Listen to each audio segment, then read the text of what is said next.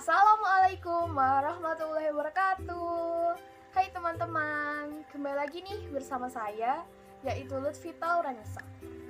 Kali ini saya akan kembali membahas dari mata kuliah Sejarah Sastra. Pada minggu ini kita akan membahas Sejarah Sastra periode 1961 sampai sekarang. Kira-kira apa aja sih perkembangannya? Yuk langsung mari kita bahas. Yang pertama, ada sastra dan politik. Pada sastra Indonesia menunjukkan perhatian kepada dunia politik. Di antaranya ada Muhammad Yamin dan Rustam Effendi. Beliau lebih terkenal sebagai politikus daripada pengarang sendiri. Pada tahun 1950-an dibentuklah Lembaga Kebudayaan Rakyat atau Lekra yang menganut seni untuk rakyat, yang kemudian menjadi organisasi kebudayaan resmi dari PKI.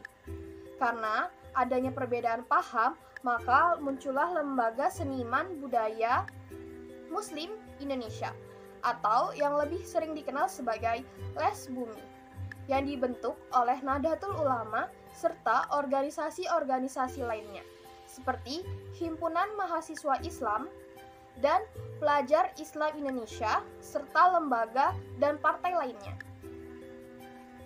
Pada materi yang kedua, ada Manifest Kebudayaan dan Konferensi Karyawan Pengarang se-Indonesia. Manifest ini dapat sambutan baik dari banyak orang. Di sisi lain, manifest sendiri dapat mempermudah Lekra beserta kampanyenya untuk menghancurkan musuh-musuhnya. Namun, pihak manifest juga tidak ambil diam. Mereka mempersiapkan konferensi pengarang yang diberi nama Konferensi Karyawan Pengarang se-Indonesia atau KKPI.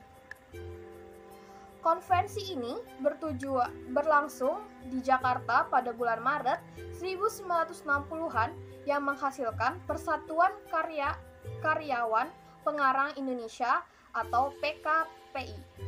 Namun, hal ini ditolak oleh Presiden I.R. Soekarno. Semua seniman budaya dan pengarang yang menandatangani manifest kebudayaan ini diusir dari segala kegiatan, bahkan dipecat dari pekerjaan mereka. Dari situasi inilah yang menghasilkan karya-karya sastra tentang protes sosial dan protes terhadap penginjakan martabat manusia. Yang ketiga, yaitu ada para pengarang Lekra. Yang pertama ada Adi Sidraharta, yang kedua ada Lukman Nonjoto atau yang lebih dikenal dengan Nyoto. Yang ketiga ada Subar Adjo, yang keempat ada yang keempat ada Dipa Nusantara Aidit, yang kelima ada Agam Wispi. Pada materi yang keempat, kita akan membahas tentang para pengarang keagamaan. Berikut ini adalah kumpulan karya sastra tentang Islam dan nama pengarangnya. Yang pertama ada kumpulan cerpen dan roman berjudul Ummi Kulsum dan Perjalanan ke Akhirat karya Jamil Suherman, diterbitkan oleh penerbit Nusantara. Yang kedua ada sajak berjudul Gema Lembah Cahaya tahun 1964 karya Muhammad Sabirin yang diterbitkan oleh penerbit Pembangunan. Dan yang ketiga ada kumpulan sajak dari 8 penyair yang berjudul Manifest, diterbitkan oleh penerbit Tim Tamas.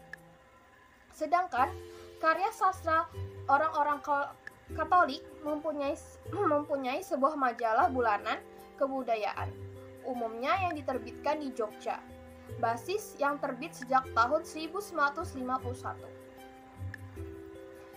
Pada materi kelima, kita akan membahas tentang sajak-sajak tirani. Berjumlah 18 puisi, judul-judul puisi antara lain, yang pertama ada 1. Sebuah jaket berlumur darah.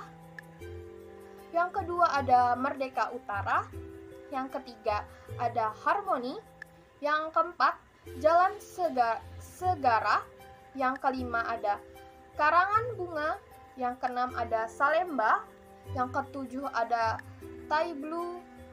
Tableau Menjelang Malam.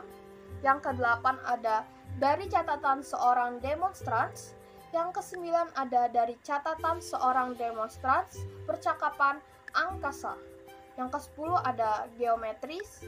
Yang ke-11 ada Aviasi. Yang ke-12 ada Mimbar. Yang ke-13 ada Artimedes Sederhana. Yang ke-14 ada Depan Sekretariat Negara. Yang ke-15 ada 22 tahun kemudian. Yang ke-16 ada Seorang Tukang Sambutan pada istrinya. Yang ke-17 ada Doa, kumpulan puisi karya Muhammad Taufik Ismail. Ini mengandung unsur perlawanan terhadap ketidakadilan dan protes sosial terhadap pemerintah Orde Lama. Dan yang terakhir ada Kita Adalah Pemilik Sah Republik Ini. Nah, pada materi yang keenam yaitu beberapa pengarang. Pengarang pertama ada satu yaitu B. Sularto. Beliau lahir pada tanggal 11 September tahun 1936 di Purworejo. Ia menulis cerpen yang penuh dengan protes dan ejek-ejekan dan hanya mencatat catatan mengenai situasi politik dan sosial. Dramanya yang berjudul Domba-Domba Revolusi mendapat reaksi dari orang Lekra. Kemudian drama ini ditulis dalam bentuk novel yang berjudul Tanpa Nama oleh Nusantara tahun 1963. Yang kedua ada bernama Burra Suwanto. Beliau lahir di Palembang tanggal 6 April 1937. Ia menulis sajak, esai, dan roman. Cerpen-cerpennya dikumpulkan dalam Bumi yang Berpeluh tahun 1963 dan Mereka Akan Bangkit tahun 1964. Sajak-sajak beliau berjudul Mereka Telah Bangkit diterbitkan dengan stensil. Romannya berjudul Sang Ayah tahun 1969 dan Manusia Tanah. Yang ke-8 ada para pengarang wanita. Yang pertama ada Titi Said. Beliau adalah seorang pengarang wanita yang banyak menulis cerpen. Ia dilahirkan di Bojonegoro tanggal 11 Juni 1936. Tokoh kedua yaitu ada S. Stajaningsih. Beliau muncul dengan sebuah kumpulan cerpen yang berjudul Dua Kerinduan tahun 1963. Yang ketiga ada Sugiyarti Siswandi yang banyak menulis cerpen yang dimuat dalam lembaran-lembaran penerbit Lekra, kumpulan cerpen Sorga di Bumi terbit pada tahun 1960. Materi yang ke-9, kali ini kita akan membahas drama. Tokoh pertama sendiri berasal dari Muhammad Diponegoro. Beliau lahir pada tanggal 28 Juni 1928 di Jogja. Beliau adalah ketua dari grup teater muslim di Jogja. Karya-karyanya kebanyakan diambil dari sejarah dan cerita-cerita Islam, antara lain Iblis dan Surat kepada Gubernur. Tokoh kedua sendiri ada Muhammad Yunan Helmi Nasution. Beliau adalah pemimpin Himpunan Seni Budayawan Islam dan telah menulis serta mementaskan beberapa drama hasil karyanya seperti Imam dan lain-lain sebagainya. Yang ke-10 kita akan membahas esai. Pada angkatan 45, para penulis esai dapat dihitung dengan jari. Setelah itu bermuncullah penulis-penulis esai yang paling dikenal antara lain adalah Iwan Simanupang. Dia banyak melontarkan gagasan-gagasan dan perspektif baik, namun esai-esai yang ada dalam majalah-majalah yang pertama kali memuatnya hampir semua terbenam. Kumpulan esai tentang persoalan sastra telah diterbitkan oleh Setyagarha dengan judul Antologi Esai sekitar persoalan sastra, yaitu 1969.